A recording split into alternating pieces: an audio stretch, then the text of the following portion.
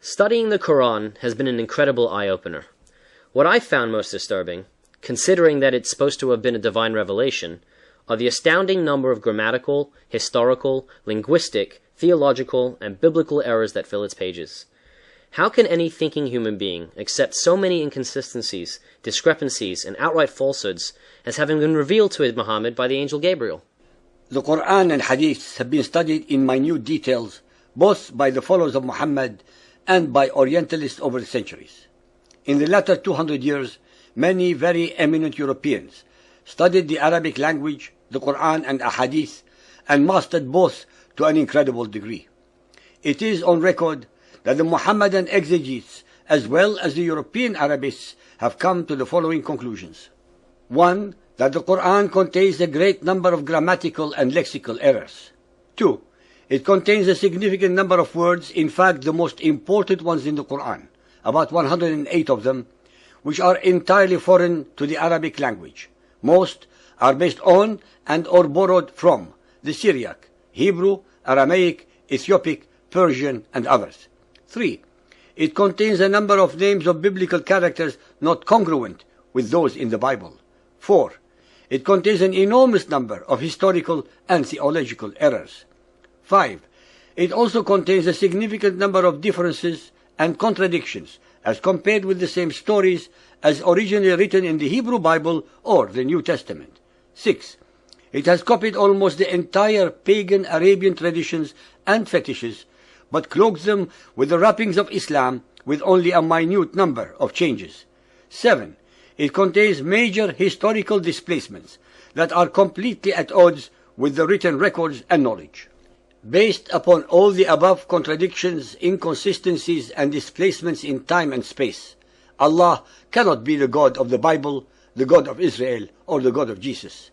God, by definition, is omniscient, as the Qur'an asserts to be all-knowing, and would not have given two or more different versions of the same events dislocated in time, in space, and in names of characters. This attribute is by itself an enormous blasphemy. The following are only a few of these manifest errors and contradictions from among hundreds upon hundreds of others.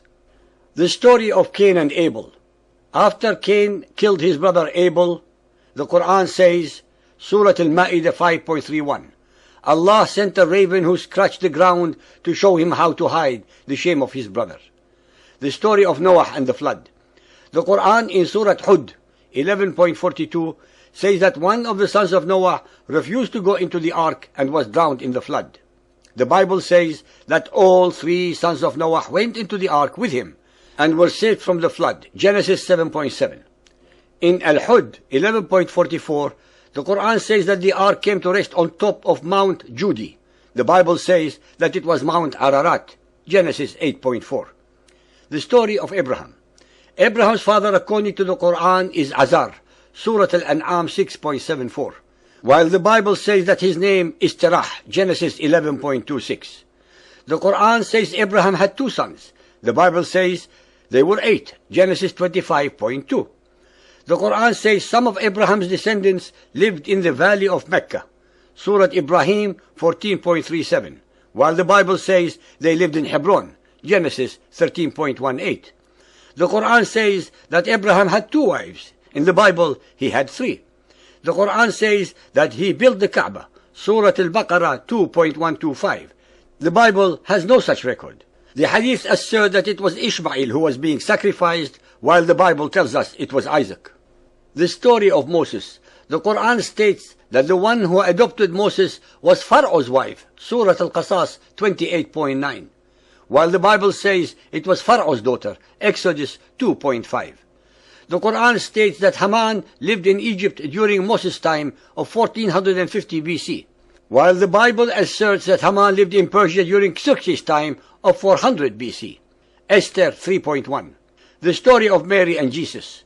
The Qur'an states that Mary's brother was Aaron, Surah Maryam 19.28, while the Bible says that Aaron lived 1450 years before Mary, Numbers 26.59. The Qur'an asserts that she gave birth to Jesus under a palm tree, 19.23, while the Gospel says it was in a stable, Luke 2.7. The Qur'an also mentions that Jesus spoke and made miracles at the time when he was young, 19.24. The New Testament has no such record. The Qur'an asserts that Jesus did not die on the cross, Surah An-Nisa 4.157, but the Gospels disagree. Astronomical, Surah Al-Kahf 18.86. Until when he reached the setting of the sun, he found it set in a spring of murky water. Near it he found a people. We said, O Dhul Qarnayn, either to punish them or to treat them with kindness. According to the Qur'an, the sun sets in a murky puddle of water, but the sun is over 1 million times bigger than the size of the earth. Historical, Surah Al-Qasas 28.38. Pharaoh built the Tower of Babel in Egypt. According to the historical record, the Tower of Babel was built in what is now Iraq and not in Egypt. Alexander the Great, Surah Al-Kahf 18.83. They ask thee concerning Dhul Qarnayn, Alexander the Great, say, I will rehearse to you something of his story. Verily, we establish his power on earth, and we give him the ways and the means to all ends. Alexander was a pagan and had absolutely nothing to do with prophethood except in the Quranic version. That Zacharias could not speak for 3 nights, Surah Maryam 19.1, while the New Testament says he could not speak until the child was born or for about 9 months, Luke 1.20. So far, ladies and gentlemen, not a single verse above has any resemblance to any original one in the Hebrew Bible or the New Testament, and hence cannot possibly have been a revelation from either the angel Gabriel or the God of Israel and Jesus.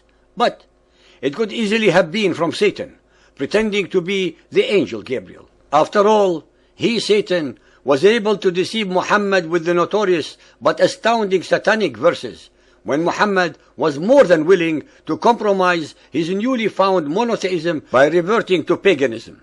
The followers of Muhammad, who believe the Quranic version of the biblical events, have not read, let alone studied either the Bible or the New Testament, to compare and contrast these events, since they are actually prohibited from doing so by their political and religious leaders.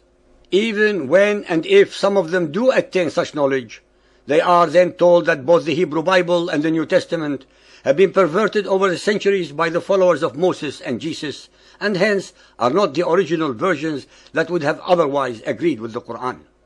There is obviously not a single follower of Muhammad on earth who can produce the original versions of these books upon which they rest their case. Hence, it would take a monumental intellectual and spiritual effort for any follower of Muhammad to use his or her own logic to overcome decades of indoctrination and accept the reality that it is the Qur'an and only the Qur'an that is in total and manifest error and falsehood.